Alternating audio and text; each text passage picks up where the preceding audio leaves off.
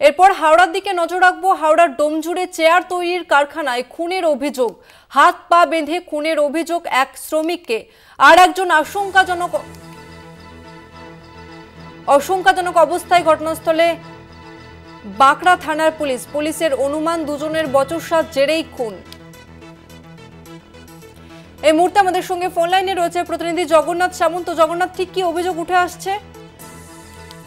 একেবারে নিজেদের মধ্যে বচসা এবং বচসার জেরেই মারামারি এবং খুনের ঘটনা উঠে আসছে। এবং সকালবেলায় যেটা হাওড়ার ডোমজুড়ে একটি চেয়ার তৈরি কারখানা, যেখানে হচ্ছে হাওড়ার ডোমজুড় বাঁকড়া নিউ মণ্ডলপাড়া এই চেয়ার তৈরি কারখানা, সকালবেলায় অন্যান্য কর্মীরা যখন এসে দেখে যে একজন মৃত অবস্থায় পড়ে, হাত পা বাঁধা অবস্থায়, আর একজন আশঙ্কাজনক অবস্থায় পড়ে, তখন তাদের সন্দেহ হয় এবং বাঁকড়া থানা এবং পাশাপাশি ডোমজুড় থানা পুলিশকে খবর দেওয়া হয়। ঘটনাস্থলে পুলিশ এসে মৃতদেহটিকে তুলে নিয়ে যায় এবং গুরুতর আহত যাকে তাকে হাসপাতালে ভর্তি করা হয়। পুলিশের অনুমান যে এই দুজনই নিজেদের মধ্যে বচসা এবং রাতে কোনো মধ্য অবস্থায় হয়তো নিজেদের মধ্যে গন্ডগোল, সেই গন্ডগোলের জেরেই এই খুন এবং দুজনের মধ্যে মারামারি করে কি দিয়ে মেরেছে এবং কিভাবে খুন হয়েছে সেই বিষয়ে তদন্ত করা হচ্ছে। এখনো পর্যন্ত জানা যায়নি। তবে মৃত ব্যক্তির নাম হচ্ছে জগজিৎ, যিনি এই বিনদেশের কর্মী, জগজিৎ আনসারি, তিনি বিনদেশের কর্মী এবং দুজনই বাইরে থেকে